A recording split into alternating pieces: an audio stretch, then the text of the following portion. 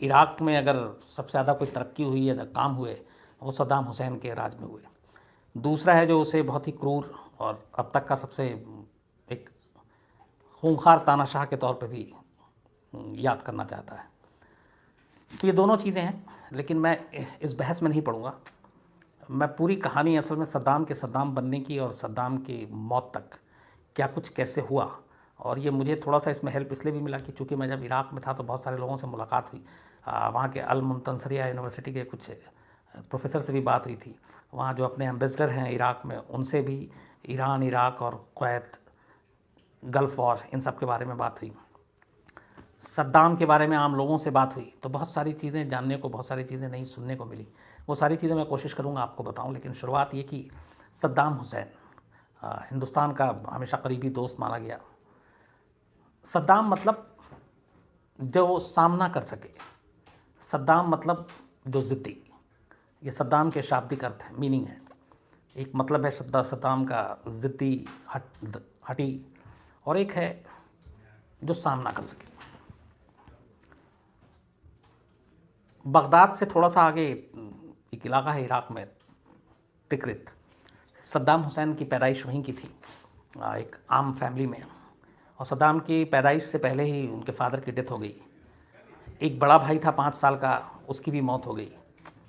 माँ जो है बहुत ही ज़्यादा डिप्रेशन में थी और डिप्रेशन में रहने लगी। उसके बाद दूसरी शादी की। बचपन से ही सद्दाम हुसैन को उस वक्त बड़ा एक डर रहता था, और ये कि उसकी परवरिश कैसे होगी, क्या होगी। तो वो थोड़ा डिफरेंट टाइप का बचपन से ही शुरुआत में। धीरे धीरे सद्दाम हुसैन बड़ा होने के बाद पढ़ाई करने के लिए बगदाद पहुंचता है, और वहीं पे जो बाथ पार्टी, एक जो जिस पार्टी को बाद में सद्दाम हुसैन जिसके मुखिया बने, जनरल अहमद हसन अल बकर, उससे जुड़े हुए थे, जो वो भी तिक्रित के थे और सद्दाम हुसैन के दूर के रिश्तेदार थे। 1960s में, उससे पहले वहाँ पे अंग्रेज़ों का शासन था इराक़ में, लेकिन बाद में फिर वहाँ की एक राजशाही फैमिली थी जो अंग्रेज़ों के सपोर्ट से वहाँ की गवर्नमेंट चला रही थी। लेकिन फिर इराक़ में विद्रोह होता है, और विद्रोह होने के बाद उस राजशाही परिवार को हटा दिया जाता है, और जनरल अहमद हसन अल बकर जो है वो वहाँ के सत्ता पे काबिज़ होते हैं, बाथ पार्टी काबिज़ होती है। सद्दाम हुसैन नंबर 2 होते हैं। लेकिन कहते हैं कि इस सारी चीज़ें सद्दाम हुसैन ही उस वक्त सरकार चला रहे थे, तेज़ तर्रार, और चूँकि दोनों रिलेटिव भी थे और तिक्रित से भी थे। 1968 में बाथ पार्टी सत्ता में आती है। सद्दाम नंबर 2 थे उस पार्टी के, अल बकर के बाद। लेकिन कहते हैं कि अघोषित तौर पे वही एक तरह से सरकार चला रहे थे। और उस वक्त सद्दाम हुसैन, मतलब 68 और 70s की मैं बात कर रहा हूँ, अब बहुत सारे ऐसे कदम उठाए जिसको इराक़ के लोग आज भी याद करते हैं। जैसे इराक़ पूरी तरह से तेल पे डिपेंडेंट है। वहाँ तेल बहुत सारे हैं, मतलब तेल के कुएँ भरे पड़े हुए हैं। तो एक तो सद्दाम हुसैन ने उस वक्त सोवियत संघ के साथ समझौता किया था, और उस वक्त जब शीत युद्ध चल रहा था, और इस समझौते के बाद उसने तेल जो कंपनियां थी, पहले तेल किसी भी तरीके से कोई भी अपना वो उसका कुछ रूल रेगुलेशन था नहीं, लेकिन उसको नेशनलाइज़ कर दिया, राष्ट्रीयकरण कर दिया। पूरी जो वहाँ की तेल कंपनियां थीं उनको नेशनलाइज़ करने के बाद उसके रेट फिक्स हुए। और उससे पहले जो वेस्टर्न कंट्री थे, पश्चिमी देश, उनको बड़ा सस्ते रेट पे तेल मिला करता था। लेकिन नेशनलाइज होने के बाद फिर एक रेट फिक्स हुआ, तो उससे इराक़ को बहुत फ़ायदा हुआ, इराक़ को बहुत पैसे मिलने लगे, और देखते ही देखते फिर इराक़ बड़ा धनी अमीर हो गया। और जो उसमें फ़ायदा हुआ वो उस पैसे से फिर इराक़ में डेवलपमेंट का काम शुरू हुआ, चाहे वो स्कूल हो, कॉलेज हो, सड़क हो, बिजली हो, पानी हो, फैक्ट्रीज़ हो, इवन जो गाँव में तमाम चीज़ें थी वहाँ पर भी डेवलपमेंट हुआ। और इन चीज़ों ने अचानक सद्दाम हुसैन को, जो अरब कंट्री हैं उसमें एक बड़ा अलग लाकर खड़ा कर दिया, एक बहुत बड़े लीडर के तौर पर खड़ा कर दिया। और फिर सद्दाम हुसैन, हसन अल बकर बीमार होने लगे, उनको साइड किया और ख़ुद इराक़ के प्रेसिडेंट बन। और उसके बाद अपने जितने रिश्तेदार थे उन सबको इंपॉर्टेंट पोस्ट पे बैठाना शुरू कर दिया। तब तक सब कुछ ठीक चल रहा था, इराक़ में काम भी हो रहा था, तरक्की भी हो रही थी।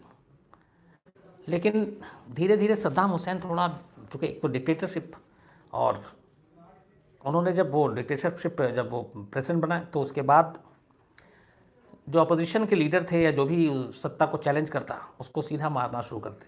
एक बार किसी एक वेस्टर्न मीडिया ने पूछा भी था सद्दाम हुसैन से कि आप अपने विपक्ष के लोगों को आप मार क्यों देते हो। तो उसने कहा जो आपके ख़िलाफ़ आवाज़ उठाए उसका क्या करना चाहिए।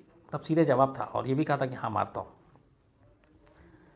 तो ये सब कुछ ठीक चल रहा था, लेकिन इसी दौरान में सद्दाम हुसैन उस वक्त बहुत मतलब ताकतवर नेता के तौर पर पूरी दुनिया में मान्यता भी थी। और सबसे कमाल की बात ये देखिए कि अमेरिका का पूरा सपोर्ट था सद्दाम हुसैन और इराक को। तब रोनाल्ड रीगन यूएस के प्रेसिडेंट, और पूरी तरह से सद्दाम को हर तरह से मदद की। इसी बीच में एक ईरान उस वक्त इस्लामिक एक क्रांति के तौर पर उभर रहा था और वहाँ पे बहुत सारी चीज़ें हो रही थी। तो बहुत सारे वेस्टर्न कंट्री जो हैं वो ईरान को पसंद नहीं कर रहे थे।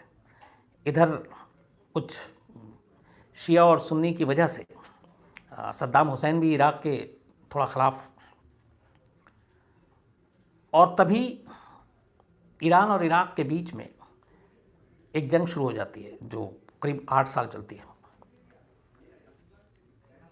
ये जो जंग शुरू हुई थी, ये कहते हैं कि एक तो सद्दाम हुसैन की महत्वाकांक्षा, दूसरी इसको ईरान उस वक्त हालांकि बहुत कमज़ोर था और इराक उसके मुकाबले बहुत ज़्यादा पावरफुल। और जब ये जंग शुरू हुई तो उसके बाद अब दुनिया के सामने यह था कि किसका सपोर्ट करें। तो दुनिया में ज़्यादातर जो मुल्क थे, इवन उसमें अमेरिका शामिल है, उसने इराक और सद्दाम हुसैन की मदद की और सपोर्ट की।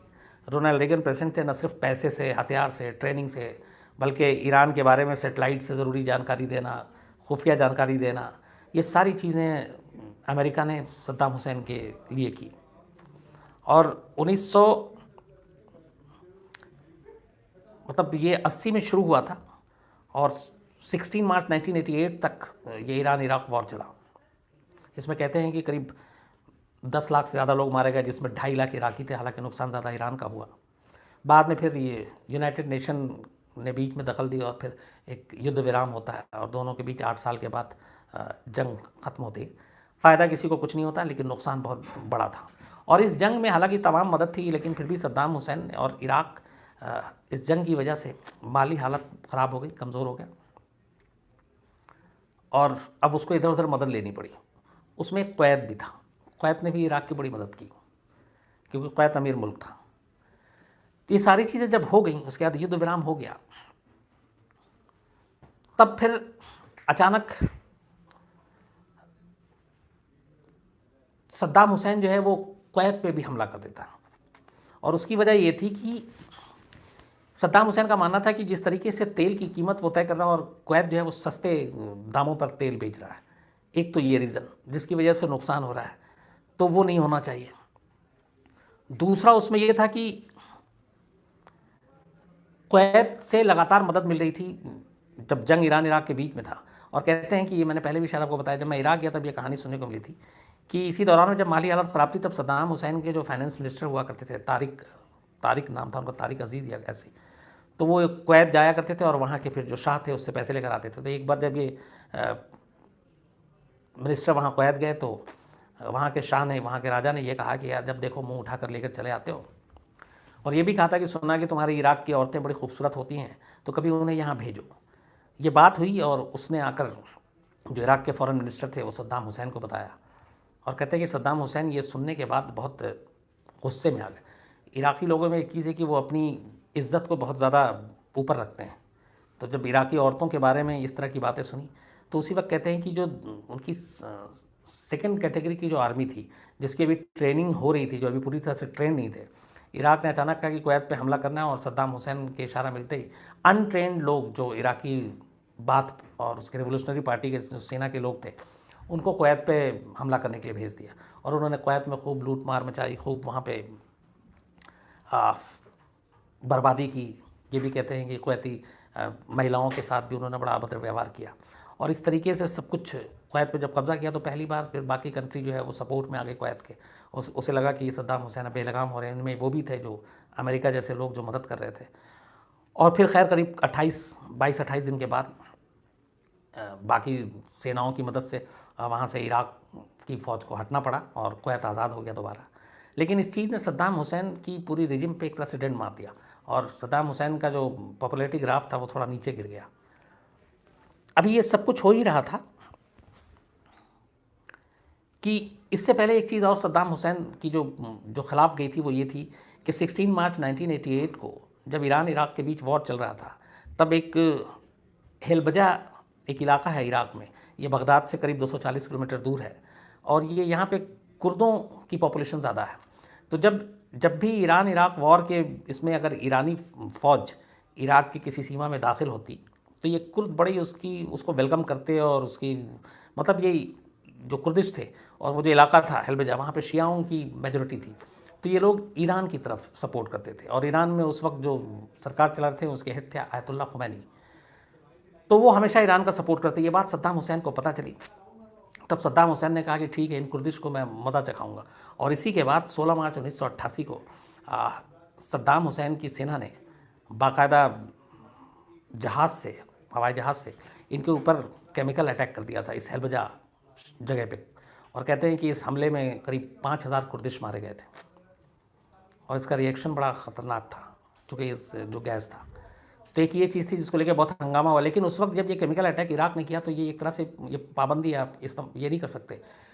लेकिन अमेरिका का सपोर्ट था, रोनाल्ड रेगन सपोर्ट कर रहे थे, बाकी कंट्री सपोर्ट कर रहे थे, वेस्टर्न कंट्री, तो उन्होंने सद्दाम हुसैन और इराक को कुछ नहीं बोला।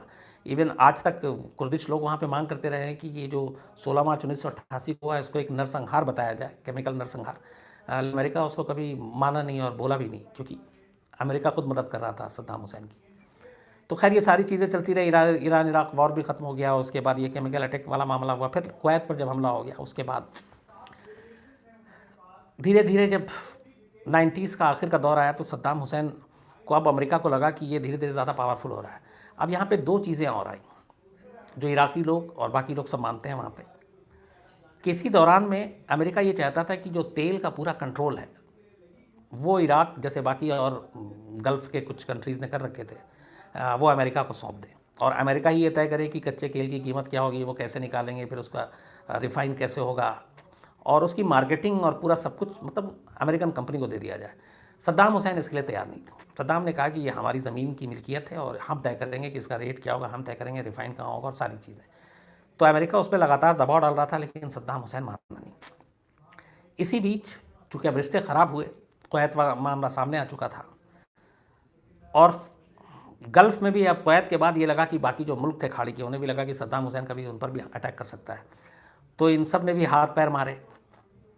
तब तक अमेरिका में जॉर्ज बुश की सरकार आ गई और जॉर्ज बुश प्रेसिडेंट बने। इसी दौरान 2001 में 9/11 हो गया अटैक, तो उसको लेके अमेरिका में बड़ा गुस्सा था और लोगों में वो था कि आतंकवाद के खिलाफ लड़ाई लड़नी चाहिए। तो कहीं ना कहीं जॉर्ज बुश ने 9/11 के बाद एक भाषण दिया था, और उसमें ये कहा था कि आतंकवादियों को बर्दाश्त नहीं करेंगे, और वो जो चाहे वो वेपन इराक से भी हो सकता है, जा रहा हो, मिल रहा हो। तो उन्होंने कहीं ना कहीं इराक को घेरे में लिया और 9/11 के लिए एक तरह से जिम्मेदार भी ठहराया था। हालांकि सद्दाम हुसैन ने बाद में हमेशा खंडन किया कि 9/11 से उसका कोई लेना देना नहीं, बल्कि सद्दाम हुसैन का ये कहना था कि इराक की ज़मीन पे कभी कोई आतंकवादी पनप ही नहीं सकता, मैं पनपने नहीं दूंगा। लेकिन जॉर्ज बुश को अब ये था कि किसी तरह सद्दाम हुसैन को कंट्रोल करना है, एक तो तेल को लेकर वो झुकने को तैयार नहीं। तो फिर अमेरिका ने ये इल्ज़ाम लगाया कि इराक के पास बहुत सारे केमिकल वेपन हैं और ये हैं जो दुनिया के लिए ख़तरनाक है। तो ये जब बात बढ़ी, तो फिर 2002 में बाकायदा यूनाइटेड नेशन की अगुवाई में वहाँ पे कहा गया कि इराक में टीम जाएगी और वो चेक करेगी। वहाँ गई और उन्होंने सारा छान मारा, लेकिन उनको कोई भी वेपन नहीं मिला, और जो केमिकल का इल्ज़ाम लगाया जा रहा था या परमाणु इसका, वो कुछ मिला ही नहीं। तो जब ये नाकाम हो गए, तो फिर अचानक जॉर्ज बुश इसके लिए तैयार नहीं थे कि सद्दाम हुसैन को यूं ही छोड़ दिया जाए। इसके बाद जनवरी 2003 में जॉर्ज बुश ने सद्दाम हुसैन के सामने दो ऑफ़र रखे और कहा कि एक, या तो आप जितने भी आपके हथियार हैं उसको आप टोटली डिसआर्म कर दीजिए, अपने कंट्री से हटा दो, इस तरह के जो भी केमिकल भी हैं, और दूसरा आप खुद इराक छोड़ दो, और अगर आप ऐसा नहीं कर सकते हो तो फिर अमेरिका हमला कर देगा। ये जनवरी 2003 में बुश ने अल्टीमेटम दिया था सद्दाम हुसैन को। फरवरी 2003 में सद्दाम हुसैन कभी भी जनरली टीवी पे आकर कोई ज्ञान भाषण नहीं देता था। पहली बार सद्दाम हुसैन जॉर्ज बुश के अल्टीमेटम के बाद राष्ट्र के नाम संदेश देते हैं, और उसके बाद बाकायदा उसमें कहा जाता है कि हमारे पास कोई हथियार नहीं है, हम झुकेंगे नहीं और इराकी लोग लड़ेंगे, और इस तरीके से वो जॉर्ज बुश की इस दोनों मांगों को ठुकरा देते हैं। जिसके बाद 2003 में ही यूएस ब्रिटेन के साथ मिलकर इराक पर अटैक करता है और बगदाद तक पे कब्जा कर लेता है। उसके बाद सद्दाम हुसैन, चूँकि सत्ता हाथ से जा चुकी थी, जंग हार रहे हैं, तो वो वहाँ से गायब। 9 महीने के बाद 13 दिसंबर 2003 को सद्दाम हुसैन टिकरित, जो जहाँ का सद्दाम हुसैन रहने वाला घर, उसी जगह में एक बंकर के अंदर से गिरफ्तारी होती है। वो तस्वीरें भी आपने देखी होगी नेट पे। तो 13 दिसंबर 2003 को टिकरित के पास से गिरफ्तारी की जाती है। उसके बाद अमेरिका का अब इराक पे कब्जा था, लेकिन अमेरिका ने अब एक वहाँ पे पहली बार इराक के इतिहास में शियाओं की मेजॉरिटी की सरकार बनवा देता है। हालांकि इराक में जो है वो शुरू से 48% जो आबादी सुन्नी की है और 52% शियाओं की है, लेकिन हमेशा सुन्नियों ने वहाँ पे राज किया। पहली बार 2003 में जब अमेरिका कब्जा करता है, सद्दाम को तख्ता पलट करता है, तो शियाओं की लीडरशिप में जो है हुकूमत बनती है वहाँ पे। उसके बाद 2003 की गिरफ्तारी के बाद सद्दाम हुसैन पर मुकदमा चलता है और ख़ास तौर पर सद्दाम हुसैन के ऊपर बहुत सारी चीज़ें को लेके मुकदमा चला, लेकिन जो मेन था जिसके लिए मुकदमा हुआ था वो एक दुजैल है इराक में जगह। उस दुजैल में कहते हैं कि एक बार 1982 में सद्दाम हुसैन के ऊपर जानलेवा हमला हुआ था। 82 में जब सद्दाम हुसैन वहाँ गए, तो इससे सद्दाम हुसैन बहुत ज़्यादा नाराज़, और इसके जवाब में फिर वहाँ पे सद्दाम हुसैन की सेना गई और 148 जो शिया थे, दुजैल में ज़्यादातर शिया लोग थे, उन शियाओं को मार डाला। तो सद्दाम हुसैन को जो फांसी दी गई है, वो इसको ये समझना इसलिए ज़रूरी है कि बहुत सारे ऐसे नरसंहार, जिसमें मैंने आपको बताया कि हिलजबा भी था जहाँ पे केमिकल अटैक हुआ था, लेकिन उन सब के लिए नहीं। जो मेन मुकदमा चला वो चला दुजैल में 1982 में 148 शियाओं के कत्लेआम के लिए, क्योंकि उसी दुजैल में सद्दाम हुसैन पर हमला हुआ था। तो इसको लेके मुकदमा चला और मुकदमे के बाद सद्दाम हुसैन को फिर सज़ाए मौत दी गई। सद्दाम हुसैन ने को जब मौत की सज़ा दी गई थी, तब कहा गया था कि सद्दाम हुसैन ने अपनी तरफ से कहा था कि मैं चूँकि एक आर्मी का जवान हूँ, तो मुझे जो है वो गोली मार के मुझे मौत की सज़ा दी जाए। लेकिन अमेरिका ने उसके लिए मना कर दिया था और सद्दाम हुसैन को फिर फांसी के ज़रिए ही मौत की सज़ा देने की बात की गई। 30 दिसंबर 2006 की सुबह, उस दिन शनिवार का दिन था, सैटरडे था, सद्दाम हुसैन को बगदाद में ही एक जो अमेरिका का बेस कैंप था आर्मी का, उस जगह पर ले जाकर फांसी दी गई थी। और बाकायदा सद्दाम हुसैन ने उस दिन काला कपड़े से अपना चेहरा ढकने से मना कर दिया था। मरने से पहले वो जो सिगार पीने का शौकीन, तो वो सिगार भी पी, और फिर उस मौत की वीडियो भी बना ली थी किसी ने मोबाइल से, जो पूरी दुनिया में देखी गई। जब वो वीडियो बनाई गई, उसके बाद कहते हैं कि बाद में जॉर्ज बुश ने जब देखा, और उस वीडियो में 2 तरह के वीडियो आए थे। एक में जिसमें एम्बियंस भी था, आवाज़ भी आ रही थी, जिसमें कुछ लोग सद्दाम के बारे में बुरा भला कर रहे थे और सद्दाम कुरान की आयतें पढ़ रहा था। तो जिस तरीके से हुआ, उसमें जॉर्ज बुश ने बाद में कहा था कि सद्दाम हुसैन को थोड़ा और डिग्निफाइड तरीके से भी फांसी दी जा सकती थी। जिस तरीके से ये दी गई वो ठीक नहीं थी, ये जॉर्ज बुश ने माना है। क्योंकि फांसी के दौरान जो लोग बातें कर रहे थे और जो कुछ कह रहे थे, उसमें यह था कि एक आदमी मरने जा रहा है और उसके साथ इस तरह का सलूक नहीं होना चाहिए। तो इसको एक्सेप्ट किया था जॉर्ज बुश ने। फांसी के बाद 30 दिसंबर को फांसी हुई। 31 दिसंबर को सद्दाम हुसैन की बॉडी को बाकायदा यूएस के जो चॉपर थे वो लेकर टिकरित पहुंचे, और टिकरित में ही जहां उसके दोनों बेटे उदय और दूसरा उसको दफनाया गया था, वहीं पे सद्दाम हुसैन को दफनाया गया। ये तो सद्दाम हुसैन की पूरी मौत की कहानी हुई। अब सवाल ये था कि अमेरिका और ब्रिटेन और बाकी कंट्री ने इराक में हमला किया था इसीलिए कि इराक के पास केमिकल वेपन है और बाकी ख़तरनाक हथियार है। उसके बाद भी जब सद्दाम हुसैन नहीं रहा और सब कुछ हुआ, इराक पे कब्ज़ा भी हो गया, नई सरकार भी आ गई, तमाम तलाशी हो गई, कभी कोई वो उस तरह का वेपन मिला ही नहीं जिसके लिए सद्दाम हुसैन इनकार करता रहा शुरू से, और वो आज तक नहीं मिला। आज 2018, सद्दाम हुसैन की मौत को करीब 12 साल हो गए।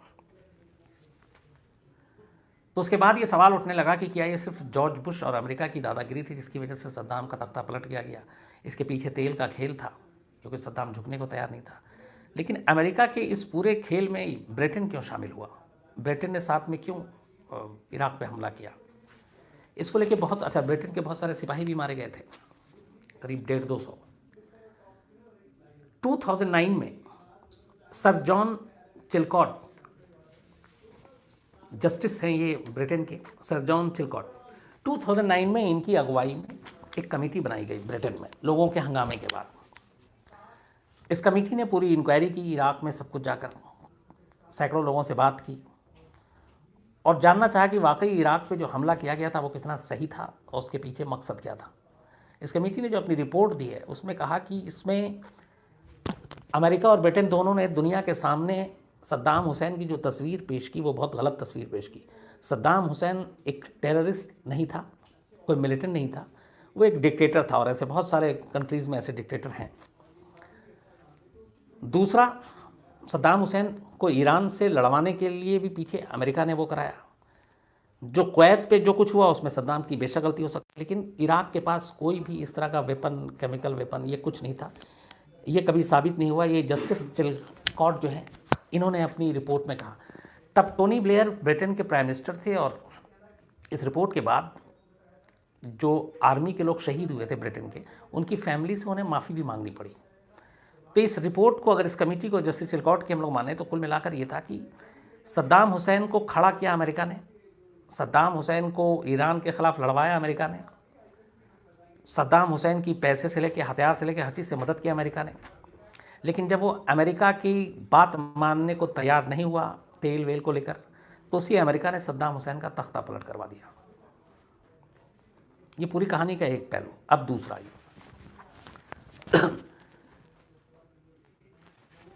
ये जो टिकरित जहाँ के सद्दाम हुसैन, वहाँ जब मैं इराक गया तो उसके पास से गुजरा, लेकिन अंदर तक नहीं जा पाया जहाँ पे ये वो है, क्योंकि आर्मी वालों ने मना कर दिया था कि उस तरफ आप नहीं जाएंगे। तो वहाँ जाने से मतलब नसीब ने साथ नहीं दिया।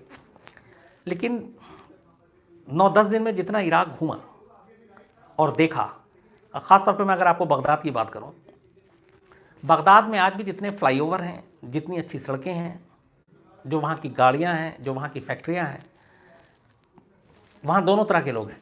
एक सद्दाम हुसैन को पसंद करने वाले, एक ना पसंद करने वाले। लेकिन आप किसी से भी पूछ लीजिए घूम के, और जैसी बात करें कि ये सारे जो डेवलपमेंट के काम, ये सारी चीज़ें, ये बड़ी बड़ी मस्जिद, यूनिवर्सिटी, कॉलेज, स्कूल, तो पसंद करें ना करें, एक चीज़ बहुत ईमानदारी से कहते हैं कि ये सब कुछ सद्दाम हुसैन की देन है। पूछते हैं कि लेकिन सद्दाम हुसैन तो 2006 में, बल्कि 6 क्या 2003 में उसकी कहानी ख़त्म हो गई, अब 15 साल में। तो उसने कहा ये 15 साल से बगदाद सेम वैसा का वैसा है, यहाँ कोई भी काम नहीं हो रहा, यहाँ कोई भी बिजनेस उस तरह का नहीं है। तो सद्दाम हुसैन का एक रूप ये है इराक में कि सद्दाम हुसैन के बारे में जो कहानियाँ बहुत सारी, अपने दुश्मनों को कभी बख्शता नहीं। इवन आप दुश्मनों को छोड़ दीजिए, जो सद्दाम हुसैन की सेना थी, अगर ईरान इराक के वॉर में ऐसे कई कहानियाँ आई कि जब इराक की सेना कमज़ोर पड़ने लगी और ईरानी सेना ताकतवर, तो कई इराकी सेना पीछे भागने लगे। तो जो लोग पीछे की तरफ भागते थे, सद्दाम उनको भी नहीं छोड़ता था। जो मैदान छोड़कर उसकी सेना भागते थे, उनको भी गोली मार देता था, या फिर अपने जो टीम थी उनको कहता था इनको मार डालो। सद्दाम हुसैन के बारे में ये भी है कि वो अपने दुश्मनों को कभी माफ़ नहीं करता, विरोधियों को तो सवाल ही नहीं है कि वो सर उठाने का मौका देता। यहाँ तक कि लोगों पर भी उसका शक बहुत होता था। उस ज़माने में एक दौर ऐसा था जब इराकी लोग इराक की सीमा से बाहर नहीं निकलते थे। उनको बाहर जाने के लिए बहुत सॉलिड रीज़न बताना पड़ता था, और अगर कोई बिना बताए हुए चुपचाप चला गया और लौट कर आया तो उसको या तो जेल डाल देते थे, कई बार तो मौत की सज़ा होती थी। इराक के घर घर में सद्दाम हुसैन की तस्वीर लगानी ज़रूरी थी, और सद्दाम हुसैन का नेटवर्क इतना था कि अगर किसी घर में उसकी तस्वीर ज़रा सी टेढ़ी लगी हुई है और किसी ने जाकर बता दिया कि उस फलाने घर में सद्दाम की तस्वीर टेढ़ी है, तो उसके लोग पहुंचते थे और देखते थे कि हाँ ये टेढ़ी है, तो उस घर के लोगों को ले जाकर बाकायदा सज़ा होती थी, बल्कि जेल भी हो जाती। तो ये सारी चीज़ें भी थी। लेकिन दूसरी तरफ जितने डेवलपमेंट के काम हुए 70s, 80s, 90s में, कहते हैं कि वहाँ पे सबसे ज़्यादा लग्जरी गाड़ी और ये सारी चीज़ें लाने वाला सद्दाम हुसैन, तमाम फैक्ट्री खोलने वाला सद्दाम हुसैन, बिल्डिंगें, सड़क, पुल, डैम, ये सब बना के देने वाला सद्दाम हुसैन। लेकिन फिर दूसरा यही है कि जो सद्दाम हुसैन की ये चीज़ें आई, और सबसे बड़ी जो चीज़ थी शिया और सुन्नी, उसमें जो लकीर पाटने का काम किया, शायद उसका सबसे ज़्यादा नुकसान सद्दाम हुसैन को। अगर वो इराक के शिया सुन्नी को साथ लेकर चलता तो शायद सद्दाम हुसैन, जो आज जिस सद्दाम हुसैन को हम लोग याद कर रहे हैं, उससे कहीं बड़ा लीडर, कहीं बड़ा और कुछ होता। लेकिन चिलकॉट कमेटी की रिपोर्ट के हिसाब से माने तो सद्दाम हुसैन एक डिक्टेटर था, एक तानाशाह था, लेकिन वो कहीं से आतंकवादी नहीं था, कहीं से मिलिटेंट नहीं था, बल्कि जो डोनाल्ड ट्रंप के इलेक्शन में यूएस के किसी ने एक ये इशू भी उठा दिया था कि अमेरिका की उस वक्त ये फॉरेन पॉलिसी की गलती थी कि सद्दाम हुसैन और इराक पे हमला करके और उसे मार दिया। अगर सद्दाम हुसैन को न मारा जाता और सद्दाम हुसैन का इराक में राज रहता तो कहते हैं कि आईएस और बगदादी का कभी जन्म ही नहीं होता, क्योंकि सद्दाम हुसैन अपनी ज़मीन पर किसी आतंकवादी को कभी बर्दाश्त नहीं करता। और ये आईएस और बगदादी 2006 जैसी सद्दाम का खात्मा होता है, फांसी होती, उसके बाद ही सर उठाता और धीरे धीरे अगले 5-6-7 साल में बगदादी पूरी दुनिया के लिए खतरा बन जाता। आज भी बगदादी जिंदा है या मर गया है इसको लेके पहली ही है, क्योंकि अमेरिका ने आज तक कन्फर्म नहीं किया कि वो मर चुका है। लेकिन ये यूएस में भी उठा था कि अगर सद्दाम हुसैन को ना मारा जाता तो शायद आज जो पूरी दुनिया ने इतने सारे ज़ख्म झेले हैं आईएस के हाथों, बगदादी के हाथों, वो चीज़ कम से कम ना होती। कम से कम इराक की सरजमीन से आईएस का जन्म नहीं होता और ना बगदादी पैदा होता। ये अमेरिका तक का कहना है। तो ये थी पूरी कहानी। और सद्दाम हुसैन हमेशा इंडिया के लिए, हमेशा उस ज़माने में इंदिरा गांधी की बड़ी अच्छी दोस्त थी। बगदाद में एक चीज़ और भी देखी मैंने कि एक जब हम लोग गुजर रहे थे तो एक जगह रेलवे ट्रैक दिखाया गया था, वो सिर्फ ट्रैक ही रह गया और कुछ है नहीं। तो पहले बगदाद में ट्रेन भी चला करती थी, तो हमने पूछा वहाँ पे जो साथ थे हमारे, तो पता चला वो रेलवे ट्रैक इंडिया की मदद से वहाँ पे बिछाई गई थी। और बाकायदा ये जो वहाँ ट्रेन बगदाद में पहले चली थी वो इंडिया की तरफ से ही थी। और अब वो खैर ट्रेन भी नहीं है और वो ट्रैक तो अब गायब है। तो इंडिया ने भी बहुत मदद की थी और हमारी दोस्ती भी बहुत अच्छी थी। लेकिन कुल मिलाकर, और ये इसमें कोई हैरानी वाली बात नहीं है, चाहे वो ओसामा बिन लादेन हो, इवन बगदादी के बारे में कहते हैं कि सीरिया में जब शुरुआत हुई थी तो बगदादी की मदद भी अमेरिका ने की।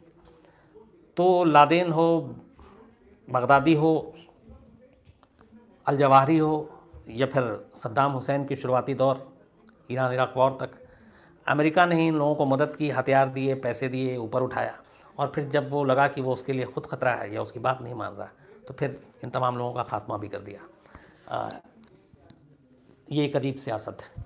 तो ये थी खैर पूरी कहानी सद्दाम हुसैन की। अब मैं आसिम से कहूँगा कि दूसरी बात, हाँ मैं आगे बढ़ूँ उससे पहले एक ज़रूरी बात ये, बहुत सारे लोगों के मैंने मेल पढ़े और मैं जनरली कमेंट्स पढ़ने से बड़ा भागता हूँ, मेल ज़्यादा पढ़ता हूँ, बट मैंने कल सारे कमेंट्स भी लगभग पढ़ डाले, एक भी नहीं छोड़ा होगा। और मेल बहुत ज़्यादा थे लेकिन मैंने सारे मेल भी पढ़े। एक ज़्यादातर लोगों की जो थी वो मैं बिल्कुल उससे सहमत हूँ।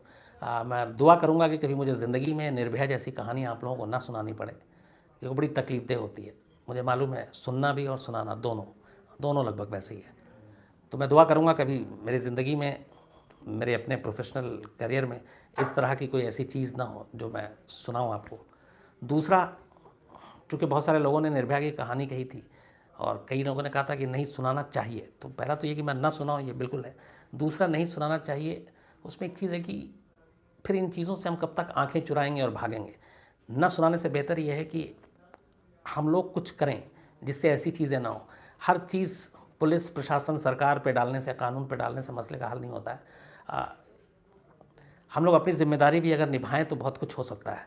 सिर्फ गाली देने से कि ये कानून लचर है, यहाँ पे जस्टिस में देरी होती है, पुलिस बेईमान है, नेता भ्रष्ट हैं, ये कह के ऐसा लगता है कि हम लोगों ने अपनी ज़िम्मेदारी झाड़ ली, हमने एक एक करके सबको गाली दे दी, अब इनका काम है। सवाल ये है कि हम लोग भी अगर अपने तरीके से थोड़ी थोड़ी हेल्प करें तो ये बहुत सारी चीज़ें रुक सकती हैं। जैसे मैं एग्जाम्पल के तौर पे, जब ये निर्भया के साथ जो कुछ हुआ, उसको बस से फेंका गया, उसके बाद करीब 25 मिनट से लेकर आधे घंटे तक वो सड़क के किनारे दोनों थे। उस दौरान मैंने उस दिन भी बताया था आपको कि दर्जनों गाड़ियाँ गुजरी, बहुत सारे लोग गुजरे, कार गुजरी, ऑटो वाला गुजरा, किसी ने मदद नहीं की। मैं तो बहुत सारे ऐसे लोगों को भी जानता हूँ जो कहीं पे रोड पे एक्सीडेंट होता है और उससे कहते हैं कि यार इसको हॉस्पिटल पहुँचा देते हैं, तो कहते हैं वो कार ख़राब हो जाएगी हमारी, खून निकल रहा है। तो ये जब तक ये सोच है तो हमें ये भी सोचना चाहिए कि सिर्फ गाली देने से क्या हमारा काम हो गया। अगर हम सब भी अपने अपने हिस्से की मदद करें जहाँ जहाँ ज़रूरत पड़े तो बहुत सारी चीज़ें बदल सकती हैं। तो ये दो चीज़ें थी। तीसरा और आखिरी जो सबसे ज़्यादा मैंने पढ़ा, जो हर दूसरा शायद मेल यही था और हर दूसरा कमेंट्स भी यही था कल, कि रुला दिया। इसका मेरे पास इसलिए जवाब नहीं है कि ये वो चीज़ ही ऐसी थी, ये खबर जिस तरीके से हुई कि किसी का भी कलेजा छलनी हो जाए, कोई भी सुनना नहीं चाहता ऐसा। और जाहिर सी बात है, मैं आप जितने लोग बैठे हुए हैं में से शायद कोई उसको नहीं जानता होगा। मैं तो चलिए थोड़ा बहुत उसके फैमिली से और तमाम लोगों से मिला, मैंने तस्वीरें देखी, सब कुछ उसके बारे में बहुत गहराई से बातचीतें की, सुना समझा, लेकिन ऐसा लगता था कि वो जैसे अपने घर की है, तो इसीलिए ज़्यादा वो आंसू आए। लेकिन मेरी दुआ है ऊपर वाले से कि कभी ऐसी कहानी मुझे ना सुनाने का मौका मिले, फिर ना आपको सुनने का मौका मिले। और अपने अपने हिस्से का हम लोग अगर फ़र्ज़ अदा कर दें तो ऐसी चीज़ें पूरी तरह से तो ख़त्म नहीं हो सकती, लेकिन हो सकता है कुछ तो ज़रूर कम हो जाए। सर, एक हमारे सब्सक्राइबर हैं अक्षय, आज उनका बर्थडे है, तो विश कर दीजिए उन्हें। हाँ अक्षय साहब, बहुत बहुत एक तो आपको मुबारक, आपका जन्मदिन है, आप अच्छे रहें, खुश रहें, सेहतमंद रहें। सर, राकेश चौहान है, बोल रहे हैं सद्दाम हुसैन बहुत बढ़िया आदमी था, अमेरिका ने छल करा था उनको मारने के लिए। राकेश जी, मैंने अभी बताया कि सद्दाम हुसैन के बारे में वही दो चीज़ें कि वो मिलिटेंट नहीं है, आतंकवादी नहीं है, एक मुल्क का डिक्टेटर तानाशाह था। लेकिन जिस तरीके से अमेरिका ने जो कुछ किया, अब तो खैर वो कमेटी भी आई और ज़्यादातर लोग वही मानते हैं कि ये गलत था। सर, सतीश मेहता है, बोल रहे सद्दाम की फैमिली का अब कोई मेंबर जिंदा है? सतीश जी, सद्दाम की फैमिली में जो उनकी बेटियां हैं वो इस वक्त जॉर्डन या कहीं पे उन्होंने वो पनाह ले रखी है उनको, और वो लोग हैं अभी। सर, एक RRK MM का अकाउंट है, बोल रहे हैं कि सर ये बताइए कि फांसी जब दी गई थी सद्दाम को, तो क्या दूसरे गल्फ कंट्रीज ने इसका विरोध किया था? मोहम्मद हुसैन नाम से। मोहम्मद हुसैन साहब, किसी ने भी विरोध उस वक्त नहीं किया था जब सद्दाम हुसैन को फांसी दी गई थी। बल्कि मैं आपको यहाँ पे बताऊँ कि जब सद्दाम हुसैन के ऊपर मुकदमा चल रहा था तो एक बुक भी आई थी जो US के एक आर्मी के अफसर ने लिखा था। 12 ऐसे आर्मी थे के जवान थे US के, जिनको सद्दाम हुसैन की निगरानी की जिम्मेदारी सौंपी गई थी। और वो 12 के 12 आखिरी कई मतलब 3 साल के करीब सद्दाम हुसैन के साथ रहे। और उन सब की राय ये थी कि सद्दाम हुसैन के बारे में उन्होंने जितना सोचा था, जब उसके साथ रहे तो बिल्कुल उनकी राय बदल गई। उनमें से एक ने तो ये कहा था कि जब भी सद्दाम हुसैन को देखते थे तो लगता था कि वो उनके दादा जैसा है। और जब सद्दाम हुसैन की मौत के बाद दो चीज़ें थी, एक जब सद्दाम हुसैन की सत्ता को गिराया गया और बगदाद पे कब्जा किया गया तो एक बहुत हिस्टोरिकल तस्वीर आप देखते होंगे। वो मैं उस जगह गया भी था और मैंने वो जगह देखी थी। अब तो वहाँ पे बहुत सारा बड़ी कोई मस्जिद बन रही है, मस्जिद के सामने ही है वो। सद्दाम की एक आदमकद मूर्ति थी, हर घर में जैसे तस्वीर होती है तो सद्दाम का जगह जगह पे बहुत बड़े बड़े उसके आदमकद वो थे। तो उसको कुछ लोगों ने गिराया था, तो वो कहते हैं कि वो थे मुट्ठी भर लोग, लेकिन अमेरिका ने उसको दिखाया था कि जैसे पूरा बगदाद जश्न मना रहा है। वो तस्वीर का एक पहलू था, इस आर्मी की किताब के हवाले से बता रहा हूँ। दूसरा ये था कि जब सद्दाम हुसैन को फांसी दी गई और उसके बाद उसकी बॉडी को बाहर ला रहे थे, तब कुछ लोगों ने उसकी बॉडी को नारे लगाए थे और कुछ लोगों ने थूकने की कोशिश की थी। तो वो भी मुट्ठी भर थे, तस्वीर लेकिन कुछ और दिखाई गई। तो उसका मानना था कि जो सद्दाम हुसैन का ड्यू था वो उससे मिलना चाहिए था एक कंट्री के हेड के नाते, लेकिन वो सब कुछ हुआ नहीं। और इसीलिए बाद में उसने अमेरिकन आर्मी से फिर इस्तीफ़ा भी दे दिया। मैं बुक का नाम इस वक्त मुझे याद नहीं आ रहा, लेकिन उसने ये सारी चीज़ें उसमें लिखी थी। सर, हीरल राठौड़ है, वो बोल रहे हैं हर एक टेररिस्ट की मदद पहले अमेरिका करता है फिर बाद में मिटाता है, सच? हीरल राठौर साहब, ये मैंने पहले भी कहा कि आपको चाहे उसामा हो, बगदादी हो, इन लोगों की मदद करता है, या फिर और भी कई देश ऐसे जिनको पहले उठाता है, ताकतवर बनाता है, फिर लड़वाता है। अमेरिका की शायद ये पॉलिसी भी है और इसके पीछे एक कहीं ना कहीं ये भी है कि जो वेपन मार्केट है, हथियारों का बाज़ार है, वो भी चलते रहना चाहिए और उसके लिए भी बहुत सारी चीज़ें होती हैं। जंग लड़ाई जाती है, टेरर ग्रुप पैदा किए जाते हैं, उनको खड़ा किया जाता है, क्योंकि फिर हथियार ख़रीदेगा कौन, और जो हथियार के इस बिज़नेस में है उनका धंधा कैसा चलेगा। तो ये सारी चीज़ें उसी से जुड़ी हुई हैं। सर, इंडियन पुलिस क्राइम तक बोल रहा है कि सद्दाम तो सिर्फ बहाना था, दरअसल अमेरिका का तेल पर निशाना था। नहीं, ये बहुत सारे लोगों ने कहा कि तेल के लिए ही ये सब कुछ हुआ था, और उसके बाद जाहिर सी बात है पूरा कंट्रोल अमेरिका का, जो अभी बगदाद में सरकार है वो कठपुतली सरकार है, अमेरिका के इशारे पर काम करती है। और अब जो है बगदाद का जो पूरा तेल है इराक़ का, वो अमेरिका के हिसाब से उसका सब कुछ रेट भी फिक्स हो रहा है, कितना निकालना है, कितना क्या करना है, वो सब कुछ अमेरिका तय कर रहा है। सर, एक आफ्ताब जी हैं, क्या उसमें वो बोल रहे हैं कि सच है कि सद्दाम के फांसी के टाइम जो उसे काला कपड़ा पहनाया नहीं गया था, उसकी बॉडी के साथ भी बाकी बर्बरता से लोगों ने पत्थर मारे गए थे? सर, ये आफ्ताब जी। आफ्ताब साहब, ये सही है कि दो चीज़ें हैं फांसी के वक्त। एक तो जो 30 दिसंबर की सुबह 6 बजे के करीब फांसी दी गई थी, इस फांसी की दो तीन चीज़ें और हैं। सद्दाम हुसैन के जो वकील थे इस पूरे मामले में, उन्होंने बाद में इसका खुलासा किया था। सद्दाम हुसैन को रात को बता दी गई थी कि सुबह फांसी होनी है। कहते हैं कि सुबह सद्दाम हुसैन को एक्सरसाइज का बड़ा शौक़ था, कसरत करने का।